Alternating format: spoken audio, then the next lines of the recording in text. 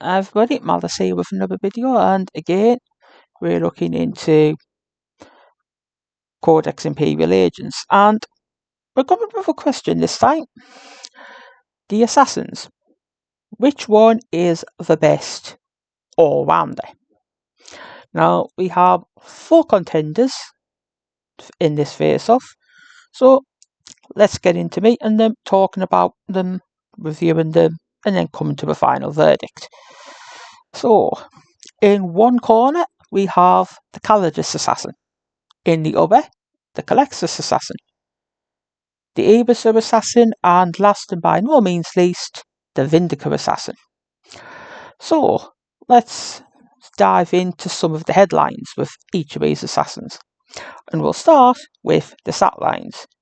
Now, they have near enough identical stat lines, with the exception of the Abysser being slightly faster at movement 9 as opposed to movement 7 of all of the other assassins.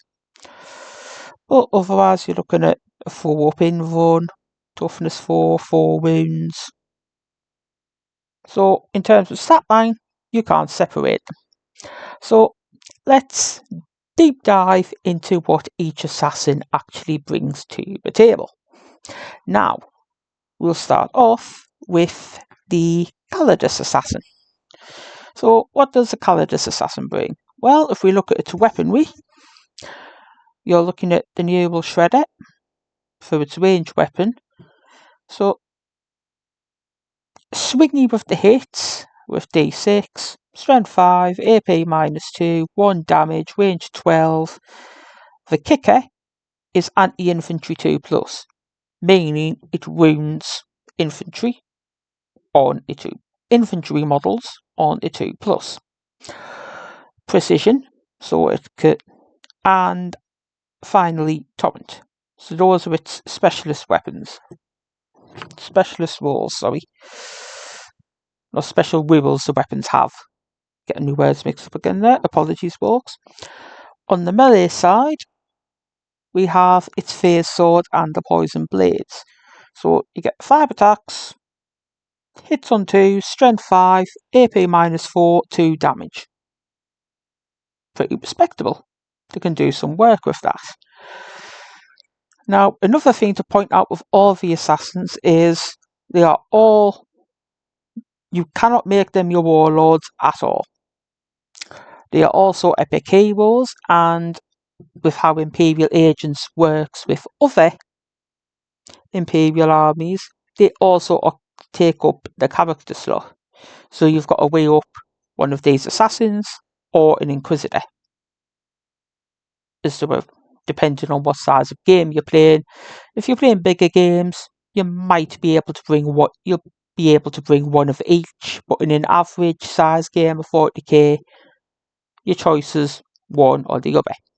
But let's get back to the Calidus Assassin and its rules. So, okay, its shooting attack is reasonable. Its melee attack is pretty good. So, what are its party pieces? What's it bringing to the table in terms of shenanigans? Well, we start off with its acrobatic escape rule. So at the end of a fight phase, if the model is within engagement range of 1 or more enemy units, it can fall back up to D6. In addition, at the end of your opponent's turn, if this model is not within 3 of 1 or more enemy units, you can remove it from the battlefield.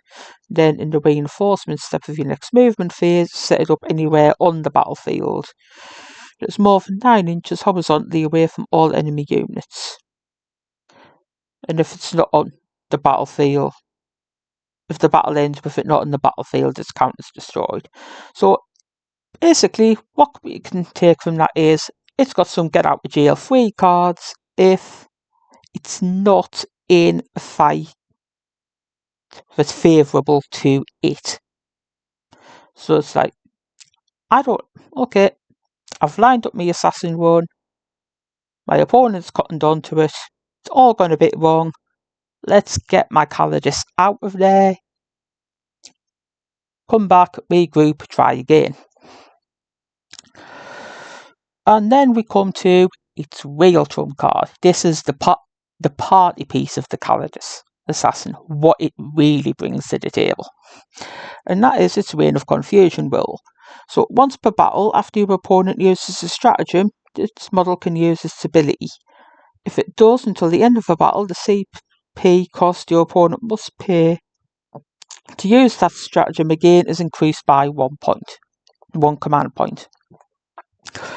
So you can kind of use that. You can use that to throw a wrench in your opponent's stratagem plans. If they say they're lining something up and they need a key stratagem for it to happen, you can just pop this, bang, cause havoc. And that is pretty much the Calidus Assassin's role, if you like. It's there to cause shenanigans and havoc for your opponent. So let's move on to the next assassin, the Calexis. Now, the Calexis is very, very specialised, but it's bloody good at what it is specialised in. So let's dive into it. So we'll start with its range weapon, the Animus Speculum. Range 24, 3 attacks, hits on 2s, strength 5, minus 2 AP, D3 damage. Damage is a bit swingy, but we come into it. It's party pieces of that weapon. Anti-Psyker 2+. Now, that, like those 2 words alone, Anti-Psyker, remember them when it comes to the Calexis, because that is what the Calexis is all about. Basically, beating the crap and ruining the day out of Psykers all on the battlefield that your opponent has. Now, as a Custodes player, going against psychic heavy armies, I like the Calexis Assassin, because between it and the Sisters of Silence, you can really ruin your opponent's day if they have a lot of Psykers. Because you can just go, nope, denied, nada, you ain't doing that, and so on. But anyway, let's not get ahead of ourselves. So going back to the other special abilities assigned to its range weapon, it has Assault, Precision, and Psychic Assassin. Now, Psychic Assassin basically implies if you're targeting a Psychic unit, those 3 attacks all of a sudden go to 6. Again, a very, very big clue as to what the Calexis Assassin is all about. And whilst it's very good at that, it's also its downfall in a lot of cases, which I will come to in but a moment. But for now, let's talk more about what it can do. So if we go into its melee, it has Life-Draining Touch. So 4 attacks, hits on 2, strength 4, minus 2 AP, 2 damage. Again, pretty solid. Again, it has the Anti-Psyker 2+, the Devastating Wounds, and Precision. So let's go into its abilities. I should mention as well that assassins all have Lone Operative. The Calidus, I should have mentioned before, and I apologise for this, also has the Fight First and Infiltrate as well. But all assassins have Lone Operative. And all of them, they all have Lone Operative. So, again, apologies for not mentioning those 2 abilities when I was talking about the Calidus. But back to the Calexis. So, Etheric Emergence. So, when this model is set up on the battlefield using the Deep Strike ability, it can perform an Etheric Emergence. If it does, this model can be set up anywhere on the battlefield that is more than 3 inches horizontally away from all enemy units. But until the end of the turn, it is not eligible to declare a charge. So you can use that, if you like, to line it up for whatever targets you have in mind for it. it also has Abomination. So what's Abomination? Again, playing on this thing of ruining Psyker's days everywhere, it has a Feel No Pain of 2+ against psychic attacks. So, I blast you with my mind bullets. Nope. And finally, it's got Soulless Horror. So once per battle at the start of any command phase, this model can use this ability. If it does, each enemy unit within 9 must take a battle shock test, subtracting 1 from that test, or subtracting 2 in the case of a Psyker. So you can see from all of this, the Colexus Assassin has a very specialised role. It's designed to absolutely destroy and ruin the day of Psykers everywhere. Which, in theory, and against certain armies, is a good thing. If you play a lot of Grey Knights or Tzeentchian armies, Eldar, well, Craftworld Eldar, Orcs to an extent. Any army that has Psykers in some degree of numbers, the Colexus can do some work. If the army doesn't have any Psykers whatsoever, well, the Colexus is a bit of a damp squib. It's not bringing much else to the table.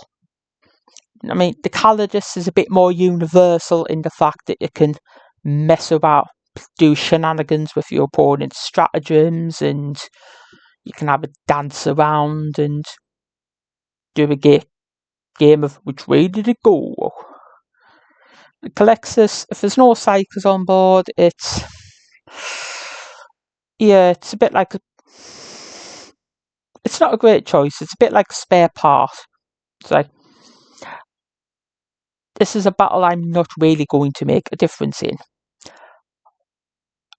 Our next contender, however, is very multi-purpose and can make a difference in any battle he's involved in. So let's go to our next contender, the Avisor Assassin. Now, the Avisor is the fastest assassin, like I mentioned, with a move of 9. It also has a scout move of 9. So essentially, it can move 9 inches before the game even starts.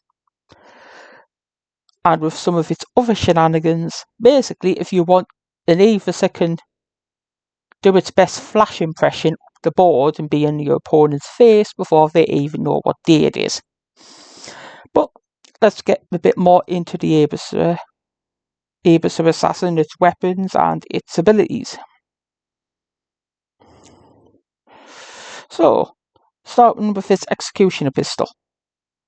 So it's range 12, which is about average for a pistol. 4 attacks, hits on 2, strength 4, 1 damage. It's a pistol. It's a solid stat line for a pistol. But there's a kicker. Of course there's a kicker, because it's a weapon carried by an assassin. So it has anti-infantry 3+. It wounds infantry on infantry models, regardless of what the toughness is, on 3s. Very nice if you're fighting my boys, which are toughness 5 at a minimum. Pistol, precision, sustained hits. So those 4 hits can all of a sudden turn into 4 attacks, can turn into a lot more than 4 hits if the rolls are in your favour. So those abilities with the pistol kind of turn the Executioner pistol, I should say, turn it from a bit, it's just a pistol, into a pistol plus. But that's not why you're taking the Avisor, because the Avisor shines in one area. It is a close combat killing machine. Literally. So let's get into its melee weapons. So it's Power Sword and Year War Gauntlet. 6 attacks, hits on 2s, strength 5, -2 AP, 2 damage. Anti-infantry 3+, precision, sustained hits. Again, remember the sustained hits. So those 6 attacks it initially has can turn into a lot more. And that gets even more so when we go into its abilities. So Friends On. What's Friends On? Well, it's eligible to shoot and declare a charge in the turn in advanced. The Avis's trump card is one of its trump cards is its speed. It can get up the board very, very quickly, and because it's a close combat blender, combined with that speed, you can get the Avis to cause maximum damage in very, very little time, especially when you combine it with its overkill ability. So, overkill. Once per battle, in your movement phase, this model can use this ability before its normal move. If it does until the end of turn, add 6 to the model's move characteristic. Now remember that a second, and 3 to the attack's characteristic of its melee weapons. So, you pop overkill. You have a minimum movement of 15 inches. You have a scout move of 9 inches before the game starts. Essentially, I'm not saying that you would pop at turn 1, but in theory, you can have that Avis shooting up the board 24 inches inside of 1 turn, getting ready to get in your opponent's face, and then there's the extra attacks.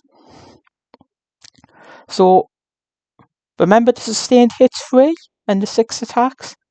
That goes to 9 attacks as standard, and then whatever extra hits you get from the sustained hits.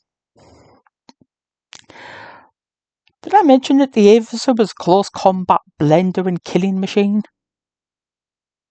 That is where the Avis shines. It is an undisputed, absolute blender. And then it has one more kicker, because if something does manage to kill it, it goes, I will now explode, and could potentially take down what killed it in a blaze of glory. So the Avis, a great contender. Versatility, yeah, this thing can handle anything. It's not specialised against a certain type of target like the Codex. It doesn't need for chicanery to do stuff like the Codex. The Avis is just getting into your opponent's face as soon as it can and just let it go to work in melee. And speaking of letting things go to work, let's go to our final contender, the Vindica Assassin. Now, I'm not going to lie, the Vindica is a bit of a personal favourite of mine. So, let's dive into him. Now, we will say one thing with the Vindica which kind of gives away. You do not, if this guy ends up in melee, you've done something very, very, very wrong. This guy should not be seeing close combat at all. To the extent of he has little better than a combat knife to defend himself if he has to get into close combat.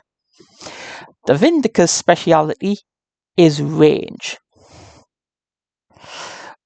As the Avis is a close combat blending machine, the Vindica is a sniper par excellence. There's no other sniper in the game that can touch the Vindica Assassin. So let's get into his toolbox of weaponry. And we'll start with his pistol. The Exodus pistol. Range 12. You get 3 shots, hit on 2s, strength 6, -2 AP, 3 damage. If anything, so say a squad of Marines do happen to get a little bit too close to comfort for them, bang bang bang, he can take down 3 of them without breaking a sweat. Now if you combine the fact that the Exodus pistol has devastating wounds, it ignores cover, and precision, you have a tasty bit of kit just in that. Let's go to his party piece.